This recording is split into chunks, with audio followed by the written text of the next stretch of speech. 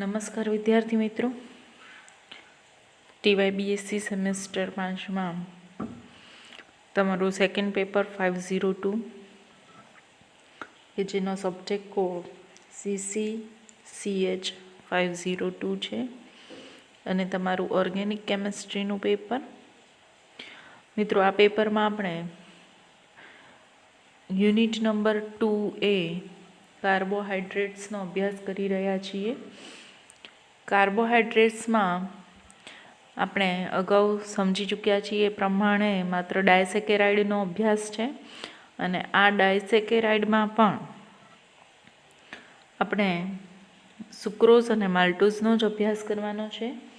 તો આ યુનિટની શરૂઆતમાં આપણે ડાયસેકેરાઇડ જે સંયોજનો છે એ કેવી રીતે બને છે, એના ભૌતિક ગુણધર્મો, એના ચક્રીય બંધારણ વિશેની માહિતી અને આપેલ ડાયસેકેરાઇડ એ કઈ શર્કરા છે એ જાણવા માટેના 3 તબક્કાઓ પણ જોયા.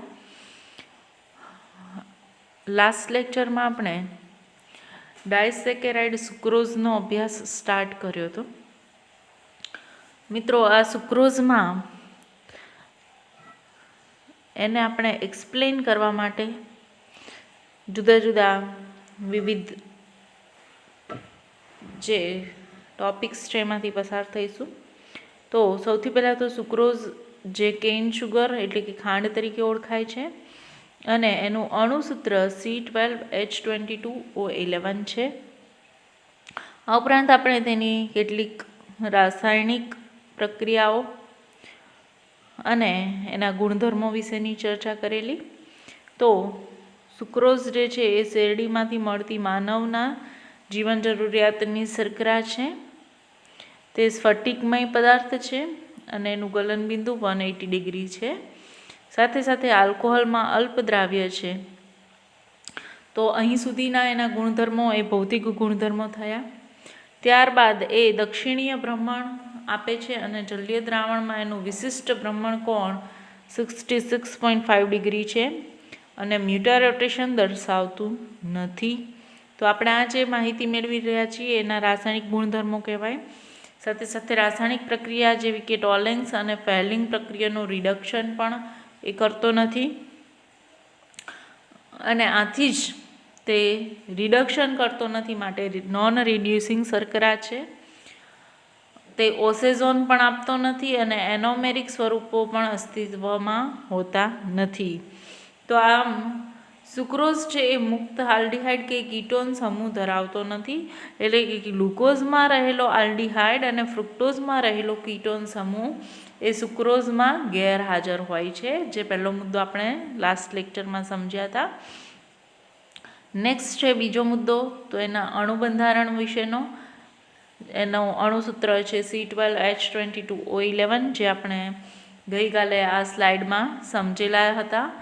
આ સ્લાઇડમાં દર્શાવેલું આલ્ફા ડી ગ્લુકોઝનું બંધારણ અને બીટા ડી ફ્રુક્ટોઝનું બંધારણ, જેના આધારે આપણે એમાં રહેલા કાર્બન, ઓક્સિજન અને હાઇડ્રોજનની સંખ્યાને ગણતરી કરી અને આ અણુ બંધારણ જે છે એનું અણુસૂત્ર એ સમજાવેલું. નેક્સ્ટ ત્રીજો મુદ્દો છે એ પણ આપણે સમજ્યા હતા કે સુક્રોઝ છે એ મંદ એસિડ ઇન્વર્ટેઝની હાજરીમાં જળ વિભાજન અનુભવે. પરિણામે આપણને 2 મોનોસેકેરાઇડ એકમો મળે છે, ડી પ્લસ ગ્લુકોઝ અને ડી માઇનસ ફ્રુક્ટોઝ.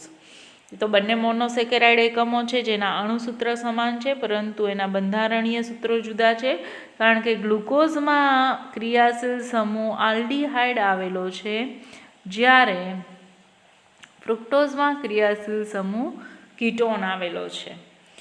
એના પછીનો નેક્સ્ટ આપણે 4th પોઈન્ટ પણ સમજ્યા લાસ્ટ લેક્ચરમાં. તો એ 4th પોઈન્ટ માટે આપણે વિશિષ્ટ ભ્રમણકોણને સંદર્ભમાં લઈએ છીએ કે સુક્રોઝ જે છે એનું જળ વિભાજન પહેલાં ખાંડના જલ્ય દ્રાવણનું વિશિષ્ટ ભ્રમણકોણ સુક્રોઝમાં આપણને +66.5 ડિગ્રી સેલ્સિયસ મળે છે અને જળ વિભાજન પછી જે આપણને ગ્લુકોઝ અને ફ્રુક્ટોઝ, એટલે કે તમે અહીંયા જોઈ શકો છો, આ છે જળ વિભાજન પહેલાંનો તબક્કો છે, જ્યારે આ પ્રક્રિયામાં ડી પ્લસ ગ્લુકોઝ અને ડી માઇનસ ફ્રુક્ટોઝનું મિશ્રણ એ જળ વિભાજન પછી મળતા મોનોસેકેરાઇડ એકમો છે એનું મિશ્રણ છે. તો સુક્રોઝ જે છે એનું જળ વિભાજન પહેલાં એટલે કે શરૂઆતમાં એનો વિશિષ્ટ ભ્રમણકોણ 66.5 મળે છે. જ્યારે આ મિશ્રણ છે એનો વિશિષ્ટ ભ્રમણકોણ જે છે એ -20 ડિગ્રી મળે છે. તો આમ જળ વિભાજનના લીધે આપણને દ્રાવણનું વિશિષ્ટ ભ્રમણકોણ જે છે એ અહીંયા તમે પ્લસ સિમ્બોલ છે માટે એને ડેક્સ્ટ્રો કહી શકો, અને અહીંયા માઇનસ સિમ્બોલ છે માટે એ લીવો થયો. તો ડેક્સ્ટ્રોમાંથી લીવો એ શું થાય છે, ઉલટાઈ જાય છે. આમ વિશિષ્ટ ભ્રમણકોણ એનો ઉલટાય છે, અને આ પ્રક્રિયા છે એ વિપરીતીકરણ પ્રક્રિયા કહેવાય. અને આ જે મિશ્રણ છે એને વિપરીત શર્કરા એટલે કે ઇન્વર્ટ સુગર તરીકે ઓળખવામાં આવે છે. એના પછી મિત્રો આપણે આવું શા માટે બને છે તો એનો પણ અભ્યાસ કર્યો કે આપણને જે જળ વિભાજન પછી મળતી જે બંને મોનોસેકેરાઇડ શર્કરા છે ડી પ્લસ ગ્લુકોઝ એનો ભ્રમણકોણ જે છે વિશિષ્ટ ભ્રમણકોણ એ +52.7 ડિગ્રી મળે છે. જ્યારે બીજી મોનોસેકેરાઇડ શર્કરા જે ડી માઇનસ ફ્રુક્ટોઝ છે એનો વિશિષ્ટ ભ્રમણકોણ -92.4 ડિગ્રી છે. તો આ બેનું સંયુક્ત અસર જોવા મળે છે, અને પરિણામે એના મિશ્રણનું જે વિશિષ્ટ ભ્રમણકોણ છે એ લીવો એટલે કે વામ ભ્રમણીય થાય છે, અને આપણને એનું વેલ્યુ -20 ડિગ્રી મળે છે.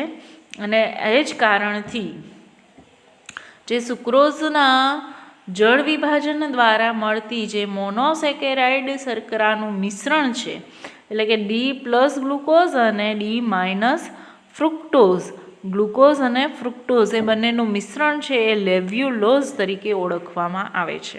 તો મિત્રો આપણે લાસ્ટ લેક્ચરમાં આ 4 મુદ્દાઓની ચર્ચા કરેલી હતી. હવે આપણે નંબર 5 પર કોન્સન્ટ્રેટ કરીએ. તો સુક્રોઝના એનોમર એ આલ્ફા કે બીટા જાણીતા નથી, માટે મ્યુટારોટેશન દર્શાવતું નથી. સુક્રોઝમાં આવેલા ડી પ્લસ ગ્લુકોઝ અને ડી માઇનસ ફ્રુક્ટોઝના એકમો એ મુક્ત કાર્બોનિલ સમૂહ પણ ધરાવતા નથી. એટલે કે બંનેના C1 પ્રથમ કાર્બન ઉપર રહેલા OH સમૂહ છે એ એકબીજા સાથે જોડાયેલા છે, ગ્લાયકોસિડિક બંધથી મુક્ત નથી, માટે એ નોન રિડ્યુસિંગ પણ શર્કરા છે. તો આપણે અગાઉ વાત કરી એ પ્રમાણે સુક્રોઝ જે છે એ ગ્લુકોફ્રુક્ટોસાઇડ કે ફ્રુક્ટોગ્લુકોસાઇડ હોવા જોઈએ.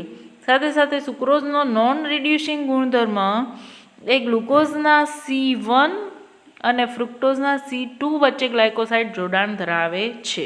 તો આપણે આ માહિતી છે એને સમજીએ.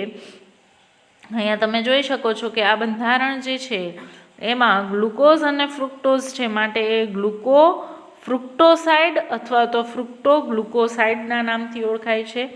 આમાં જો પહેલી શર્કરા લઈએ તો એનું નામ અડધું લેવાનું એટલે કે ગ્લુકોઝનો ગ્લુકો, અને આ જે છે એ ફ્રુક્ટો છે, ફ્રુક્ટોઝનો ફ્રુક્ટો, અને અહીંયા ગ્લાયકોસિડિક સાંકળથી જોડાય છે માટે ગ્લુકોફ્રુક્ટોસાઇડ. અને જો આપણે ફ્રુક્ટોઝને પ્રથમ લઈએ તો એ ફ્રુક્ટો, અને ગ્લુકોઝ સેકન્ડ પર લઈએ તો ફ્રુક્ટોગ્લુકોસાઇડ નામથી પણ ઓળખાય છે. એના પછી મિત્રો આપણે બીજો મુદ્દો જોયો કે અહીંયા જ્યારે ગ્લુકોઝ અને ફ્રુક્ટોઝ જોડાય છે ત્યારે ગ્લુકોઝના પ્રથમ કાર્બન ઉપર રહેલો OH સમૂહ અને ફ્રુક્ટોઝમાં દ્વિતીય કાર્બન ઉપર રહેલો OH સમૂહ જે ગ્લાયકોસિડિક સાંકળ બનાવવામાં ભાગ લે છે અને એ ગ્લાયકોસાઇડ રચે છે. આ રીતે એમાં C1 અને C2 વચ્ચે ગ્લાયકોસાઇડનું જોડાણ થાય છે.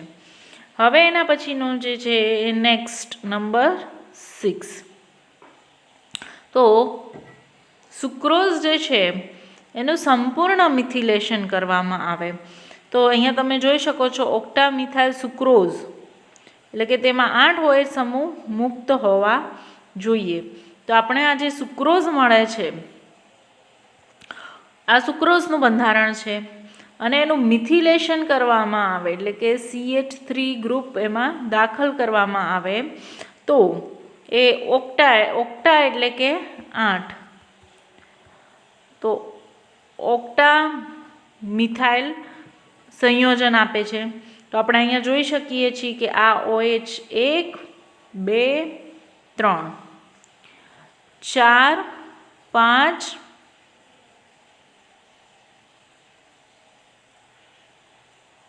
6 7 અને 8. તો કુલ કેટલા OH સમૂહ થયા? 8 OH સમૂહ થયા. વાસ્તવમાં જ્યારે આ ગ્લાયકોસાઇડ નહોતો બન્યો ત્યારે તો આ 9 અને 10 એટલે કે C1 અને C2 ઉપર પણ OH સમૂહ હતા. તો કુલ કેટલા OH સમૂહ થાય છે? 10. પણ એમાંના 2 OH સમૂહ છે એ આ ગ્લાયકોસાઇડ બંધ રચવામાં ભાગ લે છે. પરિણામે હવે આપણી પાસે કુલ કેટલા OH સમૂહ મુક્ત રહે છે? 8. 2 3 4 5 6 7 અને 8. તો આ રીતે કુલ 8 OH સમૂહ મુક્ત રહેતા હોવાને કારણે જ્યારે સંપૂર્ણ મિથિલેશન થાય તો ઓક્ટા મિથાઇલ સુક્રોઝ મળે છે. તો એના આધારે નક્કી થાય છે કે તેમાં 8 OH સમૂહો છે એ મુક્ત હોવા જોઈએ. હવે જેમ સંપૂર્ણ મિથિલેશન દ્વારા મળતી નિપજ છે ઓક્ટા મિથાઇલ સુક્રોઝ, એનું ફરી પાછું એસિડિક જળ વિભાજન થાય તો એમાંથી 2 3 4 6 ટેટ્રા ઓક્સી મિથાઇલ ડી ગ્લુકોઝ મળે અને 1 3 4 6 ટેટ્રા ઓક્સી મિથાઇલ ડી ફ્રુક્ટોઝ મળે છે. હવે આપણે આના ઉપર અભ્યાસ કરીએ તો 2 3 4 6 ટેટ્રા ઓક્સી મિથાઇલ. તો તમે અહીંયા જોઈ શકો છો આપણે ગ્લુકોઝમાં આ બીજો કાર્બન 2 3 4 અને 6. તો અહીંયા 3 જે આપણે સર્કલથી દર્શાવ્યા છે જેટલા કાર્બન જે છે જ્યાં OH સમૂહ જોડાયેલા છે, બીજા કાર્બન ઉપર, ત્રીજા કાર્બન ઉપર, ચોથા કાર્બન પર અને છઠ્ઠા કાર્બન ઉપર. તો અહીંયા આટલા OH સમૂહ છે. કયા કયા કાર્બન ઉપર છે? 2 3 4 અને 6 કાર્બન ઉપર છે. OH સમૂહમાં મિથિલેશન કરવામાં આવે એટલે અહીંથી હાઇડ્રોજન જે છે એ હાઇડ્રોજન દૂર થશે અને મિથાઇલ સમૂહ જોડાશે. માટે ઓક્સીનો O મિથાઇલ ગ્લુકોઝ મળે છે, કારણ કે એનું જળ વિભાજન થાય છે. અને એ જ રીતે જુઓ આ કેવી રીતે આપણે સમજ્યા? 2 3 4 6 ટેટ્રા ઓક્સી મિથાઇલ ડી ગ્લુકોઝ. તો એ આપણે ઓક્ટા મિથાઇલ સુક્રોઝનું જ્યારે જળ વિભાજન કરીએ એટલે આ રીતે ડી ગ્લુકોઝ મળે છે. હવે આપણે ફ્રુક્ટોઝને પણ સમજીએ તો ઓક્ટા મિથાઇલ સુક્રોઝ જે છે એનું જ્યારે એસિડિક જળ વિભાજન થાય ત્યારે આપણને 1 3 4 6 1 પછી 2 છે લેફ્ટ કરો, 3 4 5 ને લેફ્ટ કરો અને 6. તો આ રીતે આપણને ટેટ્રા ઓક્સીમિથાઇલ ડી ફ્રુક્ટોઝ મળે છે. તો આપણે એને પણ સમજીએ. તો આ તમારું સુક્રોઝનું બંધારણ છે. એમાં આ Hના સ્થાને OHમાં રહેલા જે H છે, OH સમૂહ જે 8 OH સમૂહ છે એ દરેક OH સમૂહમાં હાઇડ્રોજનના સ્થાને જો મિથાઇલ સમૂહ જોડાયેલો હોય તો એ શું કહેવાય? ઓક્સી મિથાઇલ. બરાબર છે. એ જ રીતે અહીંયા OHના Hના સ્થાને CH3, અહીંયા પણ CH3, અહીંયા પણ CH3 અને અહીંયા પણ CH3. તો આપણે કેટલા CH3 સમૂહ જોડ્યા? 1 2 3 4 5 6 7 અને 8. તો આવી રીતે આપણને ટેટ્રા ઓક્સીમિથાઇલ સુક્રોઝ મળ્યો. હવે એનું જળ વિભાજન થાય, એસિડિક જળ વિભાજન. તો આપણે અહીંયાથી ફરી પાછા આ ગ્લુકોઝ અને ફ્રુક્ટોઝ છે એ બંને છૂટા પડે. તો પ્રથમ તો આપણે આ 2 4 6 અહીંયા તમે જોઈ શકો છો 2 3 4 અને 6 2 3 4 6 ટેટ્રા ઓક્સીમિથાઇલ ગ્લુકોઝ મળ્યો. એ જ રીતે હવે આપણે ફ્રુક્ટોઝમાં જોઈએ તો સેકન્ડ કાર્બન છે એની ઉપર તો કોઈ OH સમૂહ જ નથી, ફર્સ્ટ કાર્બન ઉપર OH સમૂહ છે, માટે આપણે એનું નામકરણ આપીશું 1. પછી થર્ડ કાર્બન ઉપર ઓક્સીમિથાઇલ છે, માટે 3. સેકન્ડને આપણે લેફ્ટ કર્યો. ફોર્થ કાર્બન ઉપર પણ ઓક્સીમિથાઇલ ગ્રુપ છે અને નંબર 6 ઉપર પણ ઓક્સીમિથાઇલ ગ્રુપ છે. પરિણામે આપણને અહીંયા આ જે છે એના આધારે આપણે નામ કરીએ તો નામકરણ શું થશે? 1, 3, 4, 6 ઓક્સી, દરેક ઓક્સિજન અહીંયા આવેલા છે, માટે ઓક્સિજન સાથે કયો સમૂહ જોડાયેલો છે? મિથાઇલ સમૂહ, માટે એને કહીશું ઓક્સી મિથાઇલ ફ્રુક્ટોઝ. તો આ રીતે વિદ્યાર્થી મિત્રો આપણો છેલ્લો જે છઠ્ઠો તબક્કો છે એવું કહેવા માંગે છે કે સુક્રોઝનું જ્યારે સંપૂર્ણ મિથિલેશન થાય ત્યારે પ્રથમ આપણને ઓક્ટામિથાઇલ સુક્રોઝ મળે છે જે દક્ષિણ ભ્રમણીય છે, અને એ જે નીપજ મળી ઓક્ટામિથાઇલ સુક્રોઝ એનું આપણે જ્યારે એસિડિક જળ વિભાજન કરીએ તો પરિણામે આપણને ગ્લુકોઝ અને ફ્રુક્ટોઝ જે મોનોસેકેરાઇડ શર્કરા છે એના ઓક્સીમિથાઇલ ડેરિવેટિવ મળે છે. તો ગ્લુકોઝ છે એમાં 2, 3, 4, 6 સ્થાન ઉપર ઓક્સીમિથાઇલ ગ્રુપ છે, કુલ 4 સ્થાન છે, માટે ટેટ્રા ઓક્સીમિથાઇલ ડી ગ્લુકોઝ. અને ફ્રુક્ટોઝમાં ઓક્સીમિથાઇલ ગ્રુપ કયા કયા કાર્બન ઉપર છે? 1, 3, 4 અને 6 ટેટ્રા ઓક્સીમિથાઇલ ડી ફ્રુક્ટોઝ. આ રીતે આપણને 2 નિપજ મળે છે. અને આ બંને નિપજ શું સૂચવે છે? તો બંને નિપજ સૂચવે છે કે બંને છે એ રિડ્યુસિંગ છે, એટલે કે આ ગ્લુકોઝ અને ફ્રુક્ટોઝ એ બંને રિડ્યુસિંગ શર્કરા છે અને એ બંને મ્યુટા રોટેશન પણ દર્શાવે છે, તેમજ એ મિશ્ર દક્ષિણીય ભ્રમણ આપે છે. અને બંનેમાં ગ્લાયકોસિડિક OH સમૂહ પણ મુક્ત હોય છે. પરંતુ જ્યારે આ બંને એકબીજા સાથે જોડાય અને એ સુક્રોઝ બનાવે છે ત્યારે એ નોન રિડ્યુસિંગ બની જાય છે અને મ્યુટા રોટેશન પણ આપતું નથી. ત્યારબાદ મિત્રો હવે આપણે સમજીએ તો ટેટ્રામિથાઇલ ગ્લુકોઝ જે છે, ટેટ્રામિથાઇલ ગ્લુકોઝ એનું ફરી પાછું મિથિલેશન કરીએ તો એ પેન્ટામિથાઇલ ગ્લુકોઝ આપે છે. શા માટે?